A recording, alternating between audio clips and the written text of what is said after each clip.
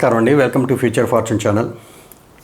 ఈ వీడియోలో మనం ఏం తెలుసుకుందామంటే జ్యోతిష్య శాస్త్ర రీత్యా ఒకరి జీవితంలో మీరు ఏ లగ్నంలో అయినా పుట్టినవ్వండి, భాగ్యోదయం అనేది అంటే మీకు భాగ్యస్థానంలో ఉన్న ప్లానెట్స్ని బట్టి చెప్తారు.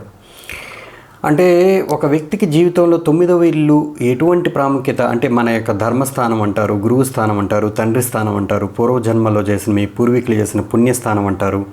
సో వీటిలన్నిటినీ మనం ఈ జన్మలో కరెక్ట్గా రిసీవ్ చేసుకుంటున్నామా లేదా, కరెక్ట్గా ఎటువంటి అంటే మీకు ఒక వ్యక్తి అదృష్టానికి అదృష్టవంతుడు లేదా దురదృష్టవంతుడు అనే దానికి మీకు మామూలుగా తెలిసే ఉంటుంది. ఒక అదృష్టవంతుడు అంటే ఏంటి, మనం మామూలుగా మన పరిభాషలో మాట్లాడుకోవాలంటే సహజంగా వాళ్ళు అనుకున్న కోరికలు ఏవైతే ఉంటాయో కరెక్ట్గా ఆ టైంకి వాళ్ళకి తీరిపోవడం, కరెక్ట్గా వాళ్ళు అనుకున్న ప్రాజెక్టులు సకాలంలో పూర్తి చేసి కరెక్ట్గా మంచి పేరు తెచ్చుకోవడం, లేదు ఏదైనా కానివ్వండి వాళ్ళ కోరికలు ఏవైతే ఉంటాయో అవి కరెక్ట్గా సకాలంలో వాళ్ళు అనుకున్న టైంకి అనుకున్నట్లుగా జరిగి వాళ్ళ కోరికలు తీరడం అనేది వాళ్ళు అదృష్టంగా భావిస్తుంటారు. ఇంకొకరు కరెక్ట్గా టైంకి అన్ని ప్లాన్స్ వేస్తారు, అన్నీ బాగానే ఉంటుంది, కరెక్ట్గా అది ఎగ్జిక్యూట్ చేసే టైంకి ఏదో ఒక ఆటంకం కలుగుతూనే ఉంటుంది. దీనికి కారణం ఏమై ఉండొచ్చు, ఇది మన అదృష్ట లోపమా లేకపోతే మన నిర్ణయాత్మక శక్తి లోపమా, ఇది ఏంటి అనేది ఒక నిర్ణయాత్మక శక్తుల లోపము, మన బుద్ధి తెలివితేటలు కరెక్ట్గా లేవంటే 5th హౌస్ చెడిపోయి ఉంటుంది. మన యొక్క బ్లెస్సింగ్స్ పూర్వీకుల నుంచి వచ్చిన శాపాలు కావచ్చు, లేకపోతే ఏదైనా కర్సెస్ కావచ్చు, పుణ్యం అనేది పుణ్యభావంలో 9th హౌస్లో ఉన్న ప్లానెట్స్ని బట్టి మనం గెస్ చేయాల్సి ఉంటుంది. జనరల్గా ఏ లగ్నంలో పుట్టినప్పటికీ వాళ్ళకి జ్యోతిష్ శాస్త్రం ఏం చెప్తుందంటే రెమెడీస్ పాయింట్ ఆఫ్ వ్యూలో బృహత్పరాశర హోరాశాస్త్రంలో మామూలుగా చెప్పిన పాయింట్స్ మీకు ఈ వీడియోలో వివరిస్తాను. ఎందుకంటే ఇవి బేసిక్గా పరాశర ముని ఎందుకు చెప్పారు అనే పాయింట్ మనకు బాగా ఐడియా రావాలి. మునులు చెప్పిన దాన్ని కంప్లీట్గా కరెక్ట్గా గుడ్డిగా నమ్మకంతో పెట్టి కరెక్ట్గా చేయడం అనేది మీ యొక్క 9th హౌస్ని బాగా యాక్టివేట్ చేస్తుంది. మామూలుగా 9th హౌస్ అంటేనే మన బిలీఫ్ సిస్టమ్, మన యొక్క పూర్వీకులు ఏదైతే నమ్ముతున్నారో, పూర్వీకులు అనాదిగా మన ఇంట్లో ఆచారాలు ఏదైతే పాటిస్తున్నారో, మన కులదైవం అని చెప్పడము, తర్వాత ఇంకొకటి అని చెప్పడము, మన సిద్ధాంతాలు ఇప్పుడు హిందూ ధర్మం అంటారు, వైదిక మామూలుగా ఈ ధర్మశాస్త్రము ఇవన్నీ కూడా మీరు ఏ కమ్యూనిటీలో ఉన్నప్పుడు దాన్ని బాగా గుడ్డిగా ఫాలో అవుతూ ఉంటే దాని 9th హౌస్ యొక్క ప్రామినెన్స్ బాగున్నట్టు లెక్క. మీ 9th హౌస్ని క్వశ్చన్ చేసే హౌస్ వచ్చి 3rd హౌస్. అందుకనే గురువుని 3వ ఇంట్లో మరణకారకుడిగా తీసుకున్నారు. ఎందుకంటే అక్కడ క్వశ్చన్ చేస్తాడు గురువు 3వ ఇంట్లో ఉంటే, ఖచ్చితంగా క్వశ్చన్ చేసి దాన్ని కొంచెం ఒక సైంటిఫిక్ వేలో ఆలోచించడం స్టార్ట్ చేస్తారు, గుడ్డిగా నమ్మడం అంటూ ఉండదు. సో ఈ బిలీఫ్ ఎంత బాగుంటుంది, మీ యొక్క పూర్వీకులు చేసిన బిలీఫ్ సిస్టము ఎంత బాగా అవలంబించడం ద్వారా మీకు ఈ జన్మలో బ్లెస్సింగ్స్ ఉన్నాయి అనేది ఈ 9th హౌస్లో ఉన్న ప్లానెట్స్ చెప్తాయి. అయితే కొంతమందికి ఈ లక్ ఫ్యాక్టర్ అనేది భాగ్యస్థానంలో ఉన్న గ్రహాల ద్వారా మనం ఎలా తెలుసుకోవచ్చు అంటే, సహజంగా మనకి తెలిసిన సహజ శుభులు ఏవైతే ఉంటాయో బుధుడు, శుక్రుడు ఈ 2 ప్లానెట్స్ రజోగుణానికి సంబంధించినవి. ఇవి భూమి మీద ఉన్న సకల వ్యాపారాలు కావచ్చు, లేకపోతే సుఖ విలాసాలు కావచ్చు, ఎనీథింగ్ ఏదైనా కూడా ఈ బుధ శుక్రులు కంట్రోల్లోనే ఉంటాయి జనరల్గా. అయితే మరి సహజ శుభులు అయినప్పటికీ గురువు, రవి, చంద్రులు, రవి క్రూరం అయినప్పటికీ ధర్మస్థానానికి విషయంకి వచ్చేటప్పటికీ ఆయన పాపి అయితే కాదు, ఖచ్చితంగా బాగా సపోర్ట్ చేస్తాడు ధర్మాన్ని. సో అందుకనే Ravi good planet in 9th house, చంద్రుడు కూడా ఈవెన్. సో గురువు ఇవి ఫస్ట్ క్లాస్ గ్రహాలుగా 9th హౌస్లు తీసుకున్నారు. ఎందుకంటే ధర్మాన్ని కాపాడడంలో ఈ 3 ప్లానెట్స్ చాలా ప్రముఖ పాత్ర పోషిస్తాయి. ప్లస్ ఆ బ్లెస్సింగ్స్ కూడా ఈ చార్ట్కి బాగున్నాయి అనేది మనం గమనించుకోవచ్చు. ఎప్పుడైతే బుధుడు, శుక్రుడు ఉన్నారనుకోండి, ప్రాపంచికంగా మీకు లక్ని ఇవ్వడంలో ఈ 2 ప్లానెట్స్ బాగా ఉపయోగపడతాయి మీ జాతకానికి 100%. ప్రాపంచికంగా అంటే ఇన్ ద సెన్స్ మీరు కార్లు కొనొచ్చు, బంగ్లాలు కొనొచ్చు, లేదా బాగా ఆస్తులు విస్తరించుకోవచ్చు, లేదు మీకు ప్రాపర్టీసు, తర్వాత ఈ కార్లు, బంగ్లాలు, ఎనీథింగ్ అవన్నీ కూడా బాగా బుధుడు కానున్నా లేదా శుక్రుడు కానున్న 9th హౌస్లో వాళ్ళకి ఈజీగా అవైలబిలిటీ ఇచ్చేదానికి, ఆ భాగ్యోదయం అయ్యేదానికి ఛాన్సెస్ ఉంటాయి అనేది సిద్ధాంతం. ఇక అంటే కొంచెం ఈజీగా అవైలబిలిటీ అవుతాయి వీళ్ళు అదృష్టవంతులు వీటిని పొందడంలో. అదే గురువు, రవి, చంద్రులు ఉంటే వాళ్ళు బ్లెస్సింగ్స్ ఎట్లా ఉంటాయంటే వాళ్ళు అనుకున్న టైంకి తప్పు చేయకుండా కూడా ఈవెన్ ఈవెన్ రజోగుణం ఉన్నందువల్ల కొంతమంది తప్పు చేసి కొంతమంది సంపాదించొచ్చేమో, కానీ ఈ గురువు రవి చంద్రుడు ఉన్నందువల్ల కొంతమంది ఏంటంటే బాగా ఈజీగా లైఫ్లో దేవుడి యొక్క కృప వల్ల వాళ్ళు ధర్మం యొక్క మార్గాన్ని ఆచరించినందువల్ల వాళ్ళకి ఈజీగా అవైలబిలిటీలోకి వస్తాయి అన్ని విషయ వస్తువులు కూడా ఈవెన్. కానీ అవి చాలా బాగా అదృష్టవంతులు అంటారు. ఎప్పుడైతే మనకి ఈ శని, కుజ, రాహు, కేతువులు ఈ వీళ్ళు ఉన్నప్పుడు ఈ యొక్క భాగ్యం అనేది కుంటిపడుతున్నట్టుగా గమనించారు. ఏదో ఒక రూపంలో భాగ్యోదయం పొందేయడానికి వీళ్ళు చాలా కష్టపడతారు. ఇది చాలా అంటే వాళ్ళకి అదృష్టం అనేది చాలా రేర్గా తగులుతుంటుంది, చాలా హార్డ్ వర్క్ చేయాల్సి వచ్చే పరిస్థితి అనమాట. సో మనం గమనించుకోవచ్చు. దీన్ని సిద్ధాంతరీత్యా ఏం చెప్పారు జ్యోతిష్య శాస్త్రంలో, మామూలుగా ఎటువంటి పరిహారాలు పాటించడం ద్వారా వీళ్ళ యొక్క భాగ్యోదయం అనేది కరెక్ట్గా జనరేట్ అవుతుంది అనేది మనం ఇప్పుడు గమనించుకుందాం. జస్ట్ మనకేంటంటే ఎవరికైనా సరే గురువు ఉన్నాడు అనుకోండి 9వ ఇంట్లో, దెర్ ఈజ్ నో ప్రాబ్లం, అదృష్టవంతులే అని చెప్పుకోవచ్చు. ఇంకా గురుగ్రహం వక్రీకరించున్నాడు అనుకోండి, అది కొంత అంటే ఈ గ్రహం యొక్క స్థితిగతులు ఇవన్నీ పక్కన పెడితే ఇది బేసిక్ రూల్స్ చెప్తున్నాను. అంటే ఇప్పుడు గురువు వక్రంలో ఉన్నాడా, అస్తంగత్వం చెందాడా, లేకపోతే వేరే చెడు గ్రహాల దృష్టి ఉందా, లేకపోతే ఇట్లానే కాదు. మామూలుగా గురువు అయితే ఉంటే ఏంటి అంటే వాళ్ళు చెప్పడం, మీకు భాగ్యోదయం ఏదన్నా ప్రాబ్లం ఉంటే బ్లెస్సింగ్స్లో మీరు గురువుల్ని గౌరవించడం ద్వారా, టెంపుల్స్ని విజిట్ చేయడం ద్వారా మీరు ఖచ్చితంగా మీ భాగ్యోదయం అనేది పెరుగుతుంది అనేది క్లియర్గా చెప్తున్నారు. సో ఏదైనా ఒక దక్షిణామూర్తి మంత్రం జపించడం ద్వారా, లేదు గురుమంత్రం, ఎనీ గురుమంత్రం మీకు ఇంకా వాళ్ళు ఇంకా కొంచెం డెప్త్కి పోతే ఈ గురువు ఏ ప్లానెట్స్తో కలిసింది దాని యొక్క ఎనర్జీ బేస్ చేసుకొని మంత్రోపాసన చేయాలనేది చెప్పున్నారు. బట్ మనం అంత దూరం పోవలేదు. జస్ట్ ఎనీ గురుమంత్రం మీరు కానీ పఠించగలిగితే, అంటే మీ 9th హౌస్లో గురువు ఉంటే ఎనీ గురుమంత్రం పఠిస్తూ ఉంటే డైలీ ఖచ్చితంగా మీకు భాగ్యోదయం అనేది కలుగుతుంది. మీ యొక్క అదృష్టం అనేది ఖచ్చితంగా కొంచెం కొంచెంగా ఫ్లోర్ డోర్స్ బాగా ఓపెన్ అప్ అవుతాయి. మామూలుగానే అది అదృష్టం అని చెప్పాను.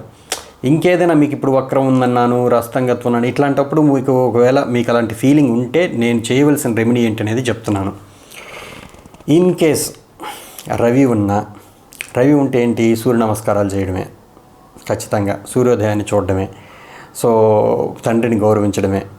సో ఇట్లాగా బిగ్ బాసెస్తో బాగా మెలగడం, బాసెస్ యొక్క బ్లెస్సింగ్స్ అంటే వాళ్ళ యొక్క బిహేవియర్ని మనం క్వశ్చనింగ్ చేయకుండా ఉండడం. మామూలుగానే ఆటోమేటిక్గా బాసెస్ బాగా గౌరవిస్తారు గురువు ఉన్న, రవి ఉన్న, చంద్రుడు ఉన్న.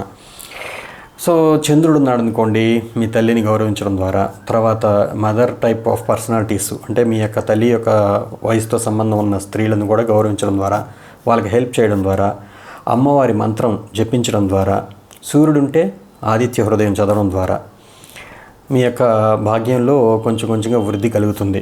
ఇంకా ఇవి ఇలా సింపుల్ రెమెడీస్ అన్నమాట.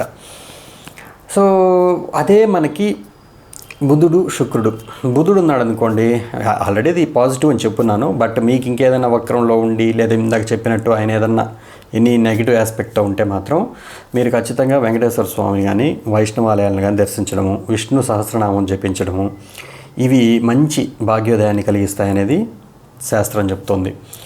సో శుక్రుడు అనుకోండి, మహాలక్ష్మీదేవి అమ్మవారిని ఉపాసించడం ద్వారా, తర్వాత అమ్మవారికి ఇష్టమైన నైవేద్యం చేసి శుక్రవారం పంచడం ద్వారా, తర్వాత లలితా సహస్రనామం జపించడం ద్వారా ఇవన్నీ కూడా మీకు మంచి భాగ్యోదయాన్ని కలిగిస్తాయి. ఏదైనా శ్రీదేవి ఖడ్గమాల కానీ ఏదైనా కానివ్వండి, అమ్మవారిది మంచిది కరెక్ట్గా మీరు పాటించగలిగితే, చదవగలిగితే మీ భాగ్యం అంటే నిత్యం అది ప్రాక్టీస్లో ఉండాలి డెఫినెట్గా. లేదండి కొంతమంది నాకు 9వ ఇంట్లో శుక్రుడున్న నా జీవితంలో పెద్దగా అదృష్టం కలిగింది లేదంటే, మీరు ఇవన్నీ పఠించండి, ఖచ్చితంగా జరుగుతుంది.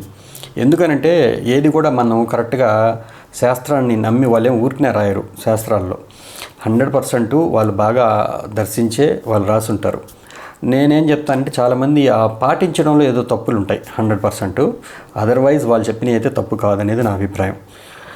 ఇకపోతే ఈ మెయిన్ టాస్క్ అల్లా వచ్చి ఈ భాగ్యోదయాన్ని కలిగించే విషయంలో ఎక్కువగా బాధపడే వ్యక్తుల్లో కూడా ఈ కుజుడు 9వ ఇంట్లో ఉన్న, శని 9వ ఇంట్లో ఉన్న, రాహు కేతువులు 9వ ఇంట్లో ఉన్న వీళ్ళు కొంచెం బాగా ఆలోచించి నిర్ణయాలు తీసుకోవాల్సి ఉంటుంది. వీళ్ళకి మాత్రం ఏం చెప్పిందంటే శాస్త్రం, కుజుడిని శాంతింపజేయాలంటే 100% రుద్రాభిషేకం అంటే ఈ యొక్క శివాలయం దర్శించి మనము ఖచ్చితంగా మంగళవారం పూట రుద్రాభిషేకం, మహాన్యాసపూర్వక రుద్రాభిషేకం లేదు 11 రుద్రాలు మీరు చదవడం, ఇది కానీ మీరు చేయగలిగితే ఖచ్చితంగా మీకు మంచిగా ఫలితాలు ఇస్తుంది.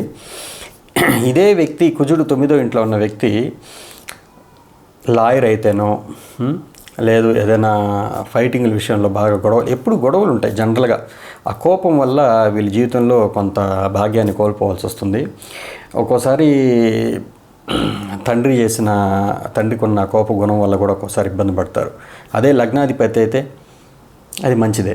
చూడండి ఇట్లా మారిపోతుంటాయి సినారియోస్. బట్ కుజుడు ఉంటే 9వ ఇంట్లో అది ఏ లగ్నమైనా కానివ్వండి, వీళ్ళు మహాశివుడిని ఆరాధిస్తే డెఫినెట్గా ఆ కుజుడి యొక్క నెగిటివ్ పాయింట్స్ని, ఆయన సహజ పాపే, మీ లగ్నానికి యోగకారకుడైన సహజ పాపి, ఆ ఫలితాలు ఇవ్వనైతే ఇవ్వాలి ఏదో ఒక రూపంలో. సో 9వ ఇంట్లో ఉంటే జీవకారకత్వాన్ని చెడిపేయాలి కదా. సో తండ్రికి ఏదైనా అనారోగ్యం రావచ్చు కదా. సో అందువల్ల ఏంటంటే డెఫినెట్గా అది కూడా ఆ ఆస్పెక్ట్ కూడా ఆలోచించాలి. అలా ఏదైనా ప్రాబ్లం ఉంది, మీ భాగ్యంలో ఏదైనా ప్రాబ్లమ్స్ కలుగుతున్నాయంటే డెఫినెట్గా మీరు శివుని యొక్క శివాలయం దర్శించి ఖచ్చితంగా మహాన్యాసపూర్వక రుద్రాభిషేకం చేయడం, రుద్రం అనేది పఠించడం ద్వారా మీకు భాగ్యోదయం కలుగుతుంది అనేది సిద్ధాంతం. నేను చూసిన వాళ్ళలో చాలామంది కుజుడు అంటే ఆ యొక్క ఎనర్జీని ఉపయోగించుకునే వాళ్ళు బాగానే ఉన్నారు. అంటే ఇప్పుడు లాయర్స్ కానీ, స్పోర్ట్స్ మెన్స్ కానీ, సో కుజుడు యొక్క ఎనర్జీని, డెంటిస్టులు కానీ, సో ఉన్నారు. అంటే ఆ ఎనర్జీని కరెక్ట్గా వాడుకునే వాళ్ళు. అయినప్పటికీ ఇది సహజ పాపి కాబట్టి మనము శాస్త్రం ఈ విధంగా మీరు చేయండి అని చెప్తోంది. ఇప్పుడు శనిదేవుడు ఉన్నాడు. శని యొక్క నెగిటివ్ ఎనర్జీని కంట్రోల్ చేయగలిగేది అమ్మవారు మాత్రమే. అమ్మవారు చెప్పిన మాట మాత్రమే శనిదేవుడు వింటాడు. అందువల్ల ఏంటంటే శని ఉన్న వాళ్ళు 100% కాళికామాత టెంపుల్ని కానీ లేదు కాళికాదేవిని ఆరాధించడం ద్వారా కానీ డెఫినెట్గా మీకు మంచి భాగ్యోదయం కలుగుతుంది. అందులో అనుమానం ఏం లేదు. మీరు 100% చూడండి. కావాలంటే శని చంద్రుడు ఉన్నారు ఒక వ్యక్తికి, సింహలగ్నం అనుకుంటా ఐ థింక్. అతను కాళికామాత టెంపుల్ విజిట్ చేసి అక్కడ ఏదో పూజ చేయడం ద్వారా అతనికి మంచి భాగ్యోదయం కలిగింది. అంటే ఇవన్నీ ప్రాక్టికల్గా నేను కొన్ని చూస్తున్నాను. అతనికి ఎలా జరిగిందంటే ఇంకొక వ్యక్తికి అయితే అతను విజిట్ చేసినప్పుడు ఆ టెంపుల్ ఆలయ పూజారి చాలామంది ధనవంతులున్న ఇతన్నే అడిగాడు డొనేషన్ పైన కలశ స్థాపనకి. సో ఇతను ఇవ్వడం ద్వారా 100% అతనికి వెంటనే బూస్టప్ అయింది లైఫ్లో. ఇతని వ్యాపార వృద్ధి బాగా జరిగింది. సో ఒక వ్యక్తి ఇలాగే అడిగినప్పుడు డబ్బులు ఇవ్వలేదు. ఎందుకు చాలా పెద్ద అమౌంట్ అడుగుతున్నారు, ఇది కొంచెం చూసి అడగండి అన్నట్టుగా క్రాస్ క్వశ్చన్స్ చేసి వెళ్ళిపోయాడు. ఇతను ఏ బిజినెస్ చేస్తున్నాడో ఆ బిజినెస్ డౌన్ఫాల్ అయింది. ఎందుకంటే ప్రకృతి వీళ్ళకి హెల్ప్ చేయాలని ట్రై చేసినా కూడా వీళ్ళ యొక్క దాన్ని ఏమంటారు విచక్షణ జ్ఞానం కోల్పోయినందువల్ల, డబ్బు వచ్చినందువల్ల వీళ్ళు కొంతమందికి కోల్పోవడం జరుగుతుంది. దానివల్ల ఏంటంటే ప్రకృతిని కొంచెం దూరం చేసుకుంటారు. దెన్ దాని యొక్క శాపం అయితే తగులుతుంది. సో అది 5th హౌస్ చెడిపోయిన వాళ్ళకి. సో ఏదేమైనా నేను గమనించిన వాళ్ళలో ఈ శనిదేవుడు కానీ 9వ ఇంట్లో ఉంటే డెఫినెట్గా వాళ్ళ అమ్మవారిని పూజించడం ద్వారా, కాళికా శక్తిని కానీ పూజించడం ద్వారా వాళ్ళకి జీవితంలో భాగ్యోదయం కలుగుతుంది. ఇది సిద్ధాంతం కూడా చెప్తోంది. రాహుకేతువులు, ఈ రాహు ఉండనిండి కేతు ఉండనిండి, వీళ్ళని కంట్రోల్ చేసే ప్లానెట్ మాత్రం గురుగ్రహం. సో ఈ గురువు యొక్క పవర్ అంటే ఈ గురువు యొక్క దృష్టి రాహు మీద పడినా కేతువు మీద పడినా 9వ ఇంట్లో ఉన్న అప్పుడు వీళ్ళు పాజిటివ్ రిజల్ట్స్ ఇవ్వడం స్టార్ట్ చేస్తారు. అదర్వైజ్ ఇది తండ్రికి ప్రాబ్లమే. 100% తండ్రి అనారోగ్యాన్ని పొందుతాడు. ఎందుకంటే సహజ పాపుడు కాబట్టి. మీకు భాగ్యోదయం అనేది డెఫినెట్గా మీరు జన్మస్థానం వదిలేసి దూరంగా వెళితేనే కలుగుతుంది. ప్లస్ ఇంకొకటి ఇది ఏంటి అని అంటే చాలా అంటే పాజిటివ్గా ఎనర్జీని యూజ్ చేసుకోవడం అనేది ఇంకో పరిహారం. సిద్ధాంతం పురాసురుడి సిద్ధాంతం ప్రకారం ఏం చెప్పారనేది మీకు ఈ వీడియోలో చెప్తున్నాను. 100% దక్షిణామూర్తిని పూజించడం ద్వారా, గురువు యొక్క అనుగ్రహాన్ని పొందడం ద్వారా ఈ రాహుకేతువుల్ని కంట్రోల్ చేయొచ్చు. అంటే బై వేరింగ్ కనక పుష్యరాగం అని కావచ్చు, పుష్యరాగం అంటారు జనరల్గా.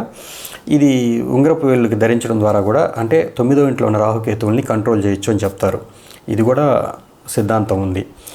సో ఇది నేను గమనించాను, కొంతమందికి బాగానే వర్కౌట్ అయింది. ఇంకా చూడాలి సార్ నాకు 9వ ఇంట్లో చంద్రుడు ఉన్నాడని ముత్యం ధరించవచ్చా అని అంటే 100% చంద్రుడున్న పొజిషన్ బట్టి మనం డిసైడ్ చేయాల్సి ఉంటుంది. సో ఇవన్నీ ఏంటంటే బూస్టింగ్ అనమాట. ఒక గ్రహం యొక్క బలబలాలని మనం తెలుసుకొని దానికోసం మనం ఏం చేయాలి అనే దాంట్లో ఆరాధన విషయంలో ఎటువంటి జాగ్రత్తలు పాటించాలనేది నేను ఈ వీడియోలో వివరించాను. కొంతమంది ఒక గ్రహ బలాన్ని పెంపొందించుకోవడానికి ఇవి జాతిరత్నాలు వాడతారు, కొంతమంది జపతపాదులు చేస్తారు, కొంతమంది సాధన ఆరాధన మార్గంలో ఏ దేవుని పూజిస్తే మంచిదని అడుగుస్తారు. అలాంటి విషయాల్లో ఈ పాయింట్ ఆఫ్ వ్యూలో నేను ఈ వీడియోలో వివరించడం జరిగింది. ఓకేనండి, ఈ వీడియో మీకు బాగా ఉపయోగపడుతుందని అనుకుంటున్నాను. నమస్కారం, మీ రాజేష్.